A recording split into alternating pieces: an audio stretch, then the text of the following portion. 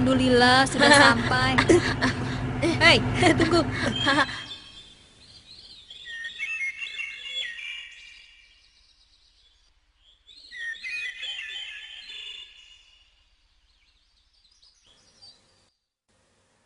Assalamualaikum anak-anak. Kaifa halukum? Waalaikumsalam, alhamdulillah bikhairin.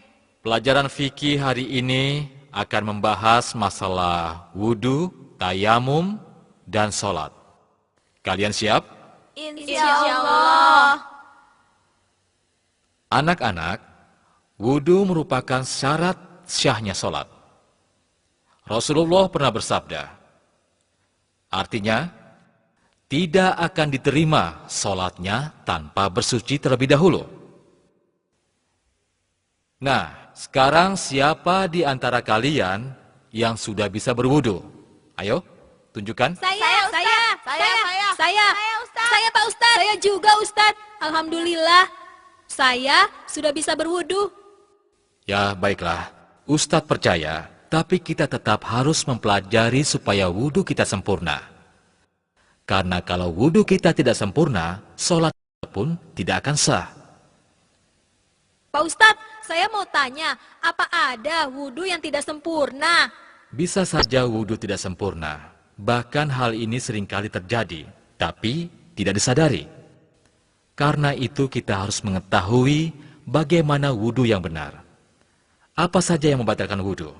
Dengan demikian, kita akan tahu apakah wudu kita benar atau salah. Nah, sekarang kalian perhatikan baik-baik. Inilah cara wudu benar. Sebagaimana yang diriwayatkan oleh Imam Bukhari. Tolong anak-anak, perhatikan baik-baik. Mula-mula membaca bismillah. Kemudian mencuci kedua telapak tangan masing-masing 3 kali.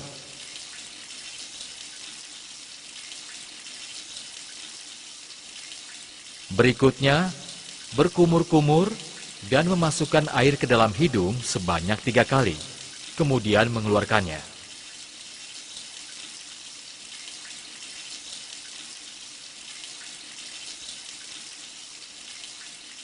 Setelah itu mencuci wajah sebanyak 3 kali.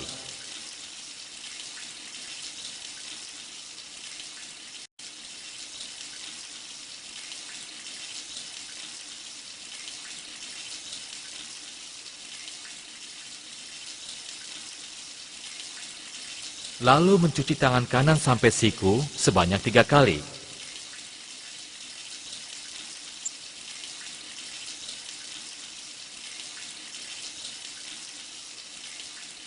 Kemudian tangan kiri sampai siku sebanyak 3 kali, saling bergantian.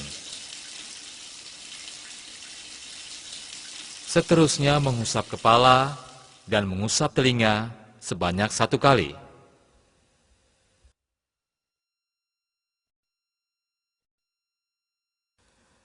Terakhir mencuci kaki kanan sampai mata kaki sebanyak 3 kali. Kemudian kaki kiri sampai mata kaki sebanyak 3 kali. Saling bergantian.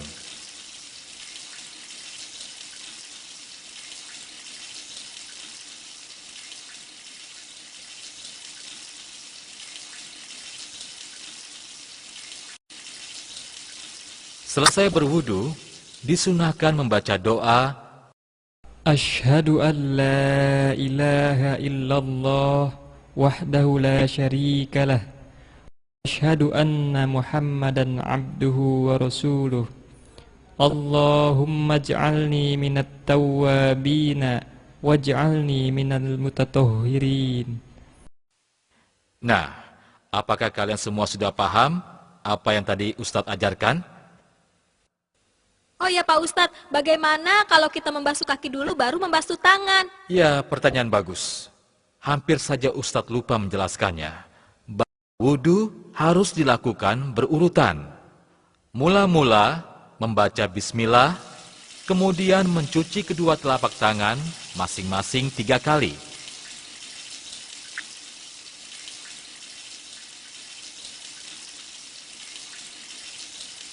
Berikutnya, berkumur-kumur dan memasukkan air ke dalam hidung sebanyak 3 kali, kemudian mengeluarkannya.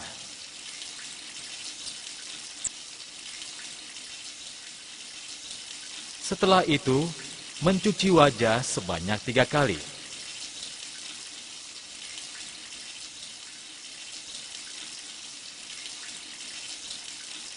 Lalu mencuci tangan kanan sampai siku 3 kali.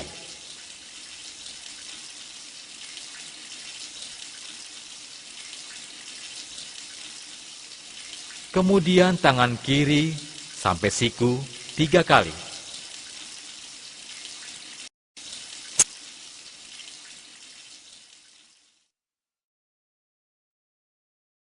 Seterusnya mengusap kepala dan mengusap telinga sebanyak 1 kali.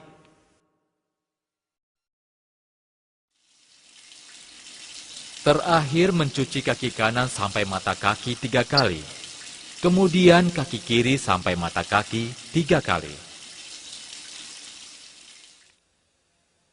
Dan selesai berwudu, disunahkan membaca doa.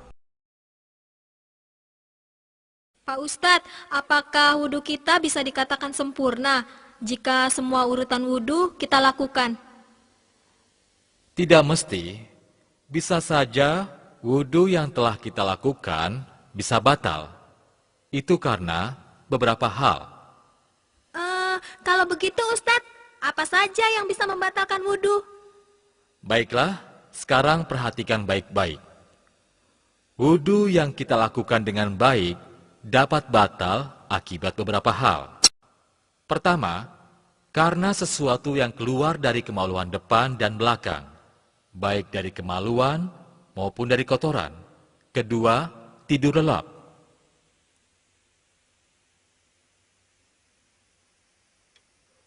Ketiga, hilang akal atau gila.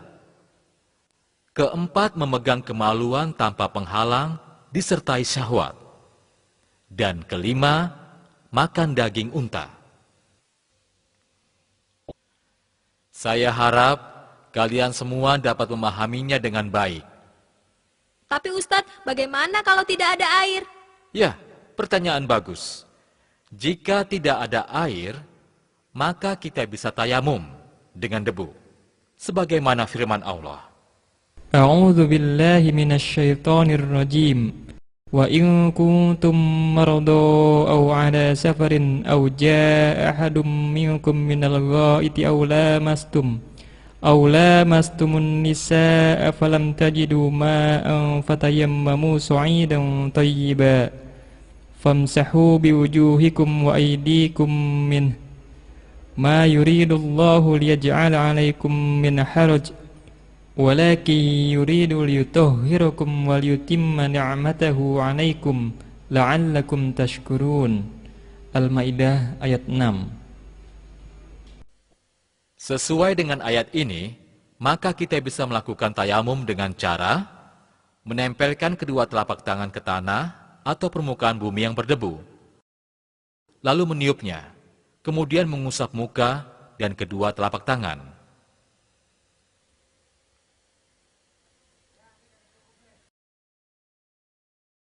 Ustaz.